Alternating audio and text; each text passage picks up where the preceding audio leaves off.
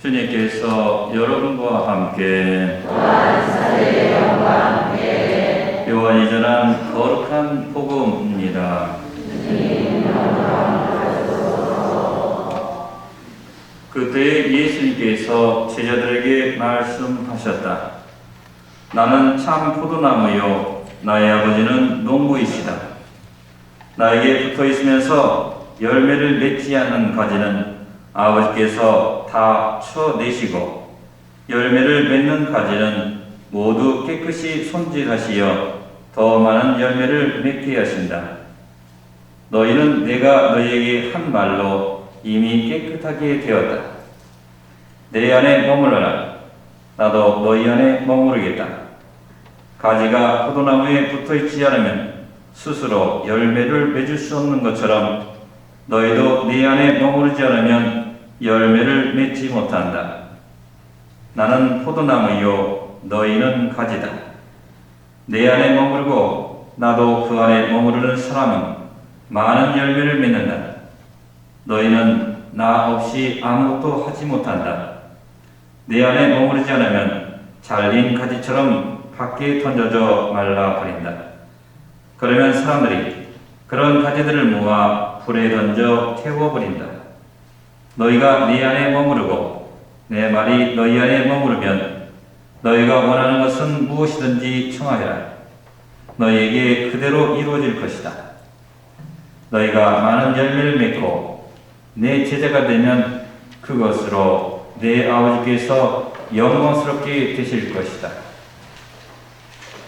주님의 말씀입니다.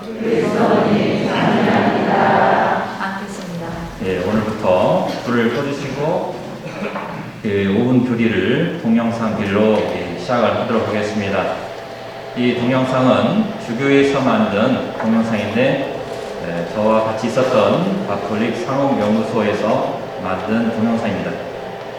좀 시간이 늦은 감이 있지만 지난해부터 모든 교구의 모든 본당에 배포됐는데 저에게는 이 영상의 문제가 있어서 다 점검하고 오늘부터 모든 미사 시간대에 방영하도록 하겠습니다.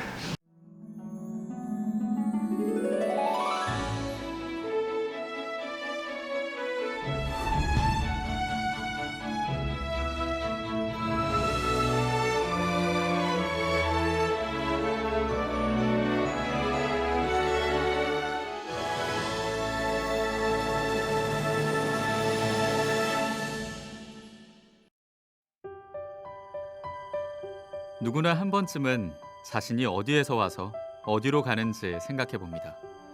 또 내가 사는 목적은 무엇인지, 무엇을 위해 사는지 궁금해합니다. 그러면서 흔히들 안정적인 직장이나 물질적인 풍요, 권력이나 명예를 열심히 쫓지만 뭔가 많이 부족함을 느낍니다. 우리는 왜 우리의 존재나 삶의 목적에 대해서 궁금해하는 걸까요? 나아가 창조주의 존재나 진리와 아름다움, 믿음, 희망, 사랑 같은 것을 갈망하게 될까요? 그것은 우리가, 아니 모든 인간은 영적 존재이기 때문입니다. 육체를 지닌 존재로서 우리는 필요한 많은 것을 찾습니다. 기본적인 생활을 하려니 의식주를 찾고, 의식주를 해결하려니 돈을 찾고, 돈을 잘 벌려니 능력과 힘을 찾습니다. 그러면서도 우리는 사랑받고 싶어하고 사랑하고 싶어합니다.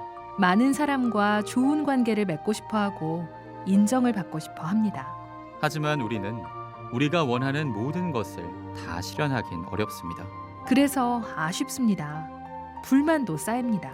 어떨 땐 삶이 괴롭고 힘듭니다. 그러면서도 사람은 살아가면서 잠시나마 만족을 느낄 때가 있습니다. 가끔이긴 해도 충만함을 느끼는 때가 있습니다. 간절히 바라던 소원이 이루어졌을 때, 사람들로부터 크게 인정을 받았을 때, 누군가와 깊은 사랑의 일치에 빠졌을 때, 우리는 그 순간이 영원하길 바랍니다. 하지만 현실은 그 순간이 언제나 짧게 끝나고 맙니다. 도대체 우리는 어떻게 해야 영원히 행복하고 오래도록 멈추지 않고 만족할 수 있을까요? 그 방법이 뭔진 아직은 잘 알 수 없지만 분명한 건 하나 있습니다. 그것은 바로 우리 안에는 영원한 충만함에 대한 뜨거운 갈망이 있다는 것입니다. 자기도 모르게 그걸 자꾸 갈망하게 된다는 겁니다. 그런데 잠깐, 도대체 이 갈망은 어디에서 비롯된 것일까요? 내가 만든 것일까요? 누가 심어놓은 것일까요? 왜 우리는 순간적인 즐거움을 쫓으면서도 영원한 행복에 목말라 하는 걸까요? 이에 대해서 가톨릭 교회는 말합니다. 인간의 마음 속에는 하느님을 향한 갈망이 새겨져 있다. 인간은 하느님을 향하여 하느님에게서 창조되었기 때문이다. 우리의 영원한 충만함에 대한 갈망은 곧 하느님을 향한 갈망이고, 그 갈망은 또 우리가 아니라 하느님께서 깊이 새겨놓으신 것이라는 말입니다. 그러면서 또 가톨릭 교회는 말합니다. 하느님께서는 늘 인간을 당신께로 이끌고 계시며 인간이 끊임없이 추구하는 진리와 행복은 오직 하느님 안에서만 찾을 수 있다. 우리가 그토록 갈망하는 영원한 충만함은 오직 하느님 안에서만 찾을 수 있다고 말입니다. 아하, 그랬었구나. 이제야 뭔가 풀리는 것 같지 않습니까? 우리에게는 뭔가 영원한 충만함에 대한 끊임없는 갈망이 있고, 하느님께서는 우리를 창조하시며 하느님을 향한 갈망을 우리 마음속 깊이 새겨두시고 이를 통해 계속 이끌고 계시고 부르고 계시니 말입니다. 우리는 또 그 영원한 충만함을 우리 안에서는 도저히 찾을 길이 없는데, 하느님께서는 우리가 그렇게나 애타게 찾고 끊임없이 추구하는 진리와 행복, 즉 영원한 충만함을 오직 당신 안에서만 찾을 수 있다고 하니 말입니다. 그러고 보면 우리는 모두 하느님에게서 와서 하느님께로 가고 있는지 모릅니다. 우리는 다만 그것을 느끼지 못하고 있었을 뿐이죠. 그런 우리에게 하느님께서는 당신에 대한 갈망으로, 달리 말하면 영원한 충만함에 대한 갈망으로 우리를 부르십니다. 어서 보라고, 이제는 알아채라고 부르고 또 부르십니다. 그리고 말씀하십니다. 네가 찾고자 하는 모든 것이 다 나에게 있다. 이제 남은 것은 오직 우리의 응답입니다. 여러분의 응답입니다.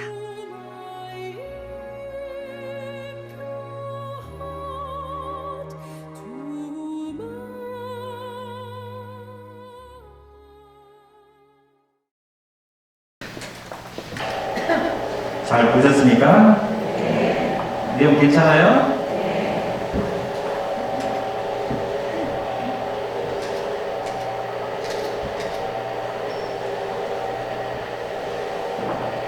이 내용이 원래는 3년 전에 나왔었는데 그때 제가 이 감수를 했었거든요. 여러 가지 또 이 바라보는 관점이 달라서 다시 조정을 해가지고 최종적으로 완성된 것입니다. 그래서 전국 교구 본당에서 무료로 이렇게 배포된 그런 영상입니다. 그래서 우리 신자분들도 주교회 홈페이지에 가서 다운을 받을 수가 있습니다. 부활 제5줄입니다. 이번 주구는 주교회에서 생명주의를 하고 생명에 대한 소중함을 강조하라고 얘기합니다. 나는 포도나무요, 아버지는 참 농부이시다. 이 말씀을 통해서 예수님께서 포도나무의 비를 통해서 우리에게 들려주는 것은 머무는 것, 머무름, 서로 붙어 있음, 어떻게 보면 달려 있는데 떨어지지 않는 이런 관계를 강조하고 있습니다. 예레미야서 21장 8절 이후에 보게 되면 아마 10절일 겁니다. 내가 너희에게 생명과 죽음의 길을 내놓는다 라고 시작을 합니다. 우리가 살아가면서 생명의 소중함, 이 소중함을 느끼려면 어떻게 해야 이 생명의 소중함을 느낄 수 있을까? 오히려 생명보다는 죽음에 대해서 얘기를 하다 보면 더 쉽게 다가올 수가 있습니다. 부정적인 요소를 들춰다 보면 우리의 삶은 지금 많이 죽음에 대한 그런 문화에 많이 젖어 있어서 도대체 이것이 생명과 죽음의 길에서 어떻게 해야 제대로 걸어갈 수 있는지, 또 어떻게 해야 이 선택을 제대로 할 수 있는지 그런 혼돈에서 벗어날 수 있는 그런 상황에 놓여 있습니다. 인생을 펼쳐나가야 될 젊은이들이 마약을 한다든지 또는 인생을 포기하고 자살을 한다든지 죽음을 선택하고 이런 어떤 경우들을 보게 되면 근본적으로 돈에 대한 애착이, 돈에 대한 집착이 강합니다. 경제적인 측면에서 직장을 구하기 힘들고 그러다 보니까 은행에서 대출을 받아가지고 영혼까지 끌다가 주식을 사가지고 한번 일확천금을 걷어보겠다 이런 사람들도 있고, 또 어떤 이들은 경마라든지 이런 여러 가지 스포츠 토토라든지 이런 로또에 목숨을 걸고 있는 분도 있습니다. 사실 이번 주간은 저도 상당히 갈등의 시간이었습니다. 우리 문정 성당에 좀 하늘에서 돈이 탁 떨어져가지고 성당이 무너질 정도로 떨어지면 얼마나 좋을까? 아니면 로또를 사가지고 기대할 수 없는 만큼 액수가 생겨가지고 성당뿐만 아니라 아주 좋은 궁궐이라도 하셨으면 좋겠다. 좀 마음이 설레니까 별별 생각이 딱 들어옵니다.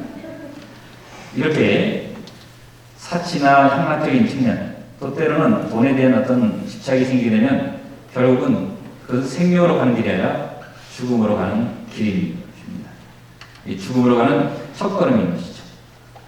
생명으로 가는 길은 다른 이런 세상의 것에 관심을 두는 것이 아니라 예수님께서 어떻게 사셨고 어떤 가르침을 우리에게 주셨는데 나의 삶과 예수님 삶은 떨어져 있는 삶인지 아니면 붙어 있는 삶인지, 또 내가 살아가는데 내 가치관에 맞게 내 자신의 주장대로 살아가고 있는지, 아니면 예수님의 말씀대로 거기에 맞춰가려고 하는지, 그걸 올바르게 지혜롭게 현명하게 분별하는 것입니다. 요즘 보면 자연의 날씨가 우리가 평소에 느꼈던 거는 전혀 다른, 정말 이상하게 눈도 내리고 그럽니다. 그만큼 자연의 생명도 우리와 같이 붙어 있어야 되는 그런 관계인데 우리는 너무나 자연을 소홀히 하였습니다. 어떻게 보면 자연을 이용하는 것만 생각했지 자연의 도움을 받는 것을 생각을 하지 않았던 것입니다. 빈병 부리는 것부터 해서 담배꽁초 이런 조그마한 일부터 우리는 그냥 버리면 된다 라고 생각하지만 그 버리게 된 결과가 우리에게 주어진다는 것을 생각하지 않고 살았던 것입니다. 지구상에 1도가 오르는 데는 이미 10년 전부터 있었던 현상입니다. 신유사에서 오늘날에 지금 우리에게 해를 가해주고 있는 것입니다. 지금 우리가 버리는 많은 것들, 이런 것들은 결국 10년 뒤에 우리 후손들에게 그대로 다가올 겁니다. 이만큼 생명의 순환고리는 연결되어 있기 때문에 한 부분에서만 잘 산다, 잘 된다라고 해서 좋은 건 아닙니다. 그 한 부분 외에 다른 모든 부분이 피해를 입기 때문입니다. 우리 삶에서도 이 생명의 순환고리를 잘 이끌어가기 위해서는 어떻게 살아야 되는가? 생명의 길을 따라 나서야 하는데, 생명의 길은 예수님께서 우리에게 들려주신 그 말씀을 말이나 혀로만 말하는 그 행동을 하는 것이 아니라 행동으로 보여주는 삶이 됩니다. 행동으로 보여주는 신앙이었을 때 우리의 삶은 살아있다라고 말할 수가 있습니다.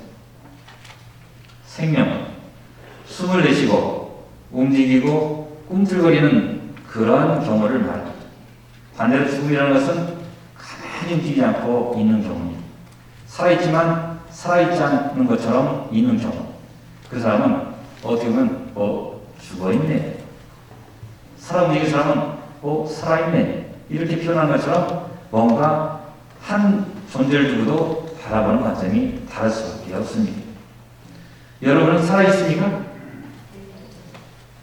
라고 질문하면 정말 살아있었던가? 한 주간 죽어있었던가? 되돌아볼 수 있는 시간이 갖다는 얘기입니다. 오늘 예수님께서 우리에게 들려주시고 있는 말씀은 예수님만에 머무르면서 한 주간을 보냈는지 아니면 나의 방식대로 살아왔는지 이런 관계를 성찰하면서 우리 한 주간을 준비하는 것입니다. 그런 관점은 분명히 제6에서 드러나게 됩니다. 예수님을 믿는 그리고 예수님을 따라했던 사도들은 예수님을 직접 눈으로 본 사람들입니다. 그리고 예수님이 어떤 행위를 그리고 어떤 동작을 어떤 몸짓을 보여주는지 눈으로 직접 본 사람이기 때문에 그러한 어려움 때로는 희망도 있었을 겁니다. 그런데 예수를 믿고 따라하는 사람을 잡아다니던 그런 사울이 어느 날 그들 눈앞에 나타난 겁니다. 두려운 존재가 우리 공동체를 흐트러놓는다고 생각하는 것입니다. 이것이 삶의 길인지 아니면 죽음의 길인지 사도들은 선택을 해야 되는 상황이었습니다. 우리가 살아가면서 우리 자신의 방식대로 우리 주장대로 모든 것을 판단하고 그걸 갖다가 절대적이라고 말할 수는 없습니다. 사울은 예수님을 개인적으로 체험하면서 자신의 삶을 되돌아 하나님께로 시선을 돌렸던 사람입니다. 우리가 회개하였다, 회심하였다라고 말합니다. 우리 일상생활에서도 같은 신앙이 일어나셔도 그런 오해가 생길 수 있습니다. 전에는 저렇게 살았는데 왜 갑자기 변했을까? 그럼 그런 사람들을 인정해주고 또 그들을 다듬어주고 또 보듬어줘야 되는 그런 상황인데 오히려 아무런 사랑의 마음도 없이 내모는 경우가 있습니다. 그거는 신앙인이 아니라도 마찬가지입니다. 중요한 것은 우리 신앙인은 예수님과 함께 붙어 있다고 한다면 예수님 안에 머무르고 있다면 그런 사람도 있을 수 있다. 그리고 그런 사람들도 하나님의 자녀다 라고 받아들여야 되는 것입니다. 세상 모든 사람들이 하나님께 구원받을 수 있다는 그런 가능성을 열어놓고 잘하든 못하든 우리 성도 안에는 항상 착한 사람들만 있어야 됩니까? 그건 아닙니다. 우리 중에는 잘 걸으면 어디 나올 수밖에 없어요. 그렇지만 하나님 안에서 누구든지 부끄러움에도 하나님 제가 이렇게 살았지만 저를 잘 도와주십시오. 은총을 내주시라고 하는 사람은 모두 다 똑같은 간청을 하는 것입니다. 하나님은 나만, 너만 그런 하나님이 아니시라. 우리 모두의 하나님이십니다. 사도들만 부르는 그런 예수님이 아니라 사울 같은 사람도 부르는 그런 예수님입니다. 그렇기 때문에 이 독서에서는 사랑하는 데 있어서는 말로나 혀끝으로가 아니라 바로 행동으로 보여주는 신앙을 가지라고 우리에게 다루친 것입니다. 많은 젊은이들이 그 소중한 목숨을 버리고 죽음의 길로 더 나아가는 그런 오늘날 현실을 바라보면 참으로 안타깝습니다. 이런 젊은이뿐만 아니라 이 코로나 상황 속에서 가정에서 혼자 살아가는 이들 또 신앙생활을 제대로 할 수 없는 오늘날 현실 속에서 과연 생명을 나누는 그런 삶이 어떤 삶인지 우리 자신뿐만 아니라 다른 사람에게도 이 생명을 전할 수 있는 그런 삶이 무엇일까? 우리는 주님께 이럴 때일수록 더 붙어 있어야 되고 주님 안에 머물러 있어야 됩니다. 주님께서 우리를 갈아넣으시는 것이 아니라 우리를 함께 붙들어 매주시고 머물 수 있도록 우리에게 자리를 마련해 주십니다. 한 주일 동안 새롭게 살아가면서 주님은 항상 우리와 함께 머무르시고 우리와 함께 계시는 분이라는 확신을 가지고 만나는 사람들에게도 주님 안에서 머무를 수 있도록 그런 은총을 청하는 그런 한 주간 마련해 보시지 않겠습니까? 아멘.